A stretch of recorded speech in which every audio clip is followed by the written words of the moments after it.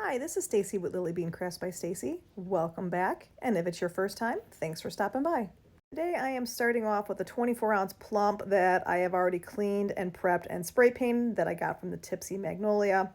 And I got in the latest subscription box from Chase Rae for the month of March, and there was a white that was in there that was so beautiful that I decided that I wanted to do a tack it method with it. So I am just taking my little dollar store brush and I'm going to put a generous coat of tack it all over this prepped white tumbler, and I'm going to put it off to the side and let it dry. And then I actually did go in and put another coat of the tack it over that just to make sure that I got really good coverage. So this is Prism Jr. Like I said, it just came in the latest subscription box from Chase Rae. And I'll go ahead and link in the description my discount code so that you can get a discount on them. I really strongly suggest getting them because they are amazing every single month. And I'm just going to go ahead now and take this and rub it with my hands. I don't like to wear a glove when I am wiping off with the tack it method. I feel like I can't feel it good enough. So I'm just using my hand to go ahead and just smooth everything down and get that look that I'm going for. And then once I'm all done with this, I'm going to go ahead and put it off to the side, let everything just sit for a little bit, and then get some epoxy on it. So I'm going to go in with 10 mLs of my fast set epoxy.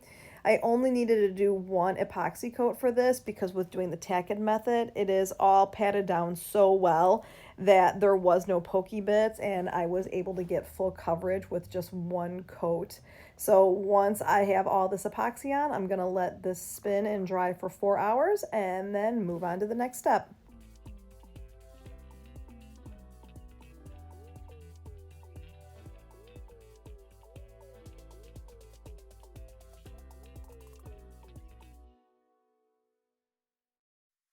I got this neon alcohol ink vinyl from 311 Co.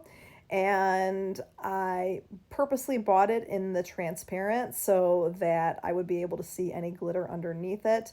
And I'm just going to go ahead and trim this all up to the size that I need to put it on my tumbler. I think one of the hardest decisions I had was trying to figure out exactly what part of the vinyl I wanted to go on this tumbler. And then once I had it set where I kind of wanted it to be, I'm going to go ahead and use the hinge method to apply this very carefully. It is a removable vinyl, so it does pull up really easily if there's any parts that don't want to lay down correctly, or if, you know, there's any bubbles or anything like that, it's really easy to trim. What I did do is, because of the way that the design is, I didn't do just a straight line as far as putting the two edges together. I did kind of cut it so that it would kind of blend with the way that the alcohol inks on here ebb and flow. And then, like I said, I'm going to go ahead and use the hinge method and use my large squeegee and just go ahead and apply this to the tumbler.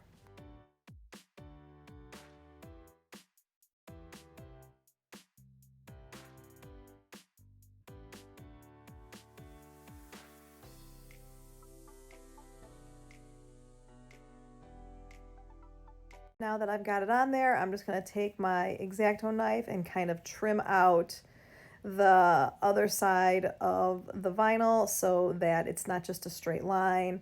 I'm going to try to make it so that it's really easy to blend and I don't have a lot of extra work covering that up.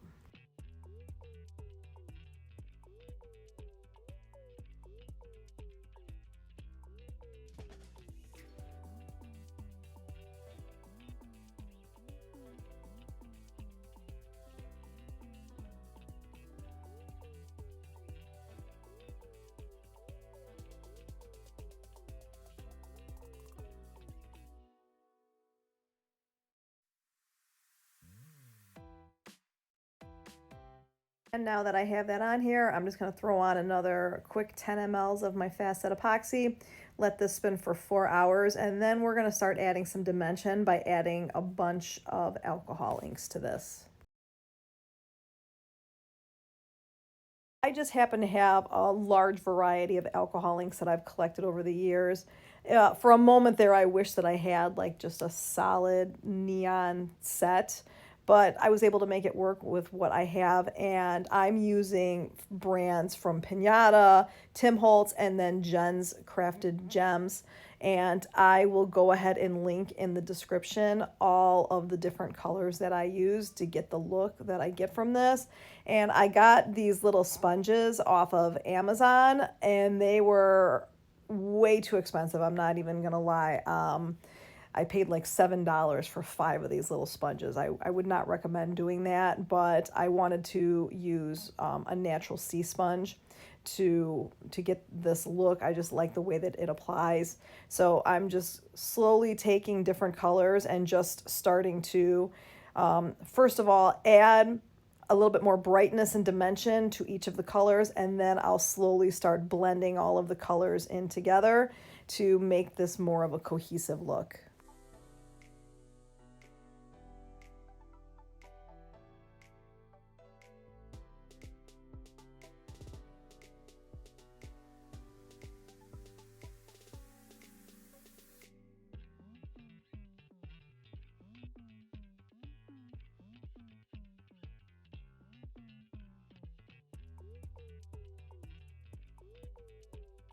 Even though I set it kind of in a wavy tone for where the two pieces come together, I still needed to do a lot of blending. The colors just didn't match at all. So I wound up doing a lot of blending right along the seam to cover it up. And then I knew I was also going to be adding a decal to it.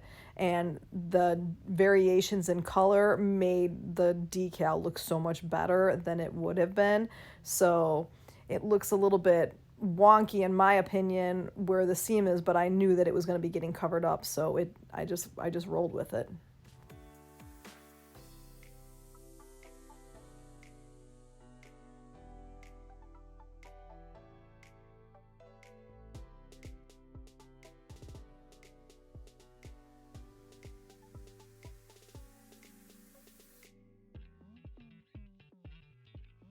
And now that I have all the inks on there, I'm going to go ahead and set it off to the side and let it dry.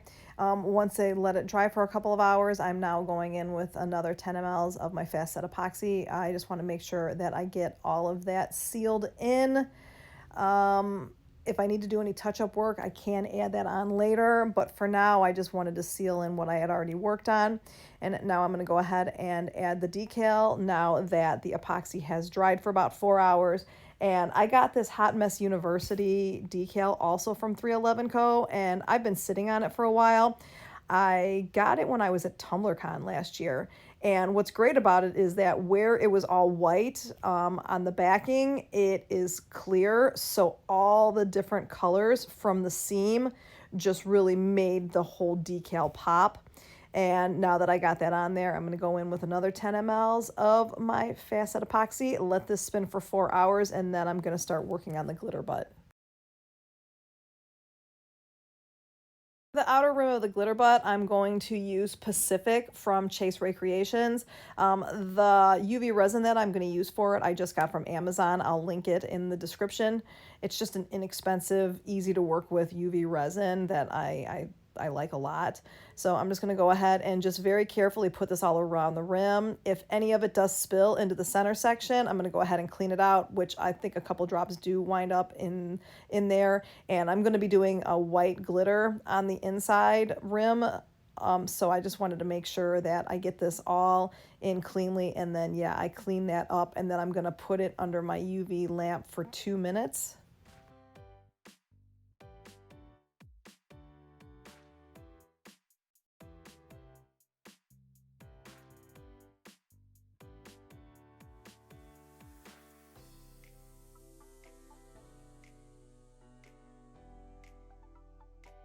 For the inner rim, I'm going in with Glisten from Rae Creations. It's one of my favorite whites to work with, like a pure white with a sparkle to it.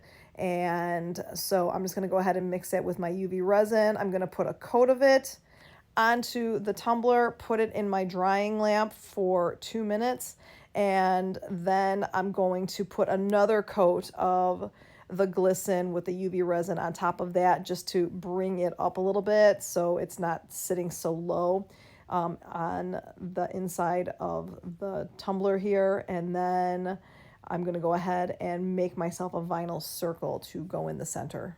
And once this is dry, I'm going to go ahead and take my little measuring tape and just measure off the size that I need it to be in the center. I want this to fit as good as possible. So I just took a piece of the leftover vinyl, decided which part of it I wanted to be in the circle, and cut it out with my Cricut. And then I'm going to go ahead and carefully apply it here. I made sure that all of the UV resin was completely dry and cool before I put it on. And once I have it on there, I'm going to immediately put a really thin coat of the UV resin on it just to seal it. And then I'm going to go ahead and pop any bubbles that there might be in the UV resin and put this under my lamp for another 2 minutes. And I got these little name tags from Mitzi's Doodles, so I'm going to go ahead and put one of my name tags right in the middle, taking the backing right off of the back of it, and then being really careful, taking the backing off of the front. Just put a little bit of UV resin on there and put it under the lamp for a minute just to make sure that it adhered it. And now I'm going in and I'm going to start building up the UV layers so that I can completely get this sealed and make sure that it's smooth. I don't do it all in just one coat. I like to do not super thin because I want it to dry, but I want to make sure that it doesn't take forever for this to dry. So I put some in there, and now I'm going in with another coat of it after I let that first coat dry for 2 minutes. And now I'm going in, like I said, I'm going to make sure I get it fully covered and get another coat on here, pop any bubbles, and put it under the UV lamp again for another 2 minutes. And then it just needed one final coat, so I'm just going to go ahead and make sure that I have it so that it is perfectly smooth. I'm really cautious about how it is on the outer rim. I don't want any bubbles or any lifting or anything like that, so I just take a few extra minutes just to make sure that it's all correctly on there, because this is going to be what it looks like from that time forward. So made sure that it was all good, and then I'll put it under my UV lamp, let it dry for 2 minutes. And then I'm going to go ahead and sand the rest of the tumbler and make sure that I've got it all nice and smooth. And I'm going in here with 10 mLs of my Flynn Sisters Artist Cure resin. I'm going to let this spin for 8 to 10 hours, and then it will be all done. And here is the final product. I love it. I'm such a fan of alcohol inks, but I am so terrible at getting good placement on them. So this vinyl really made it easy to make a beautiful, creative alcohol ink tumbler. I love that it's got like a neon vibe to it. Everything about it is just wonderful. And if you like this tutorial, please hit that like and subscribe button. Thank you so much. Bye-bye.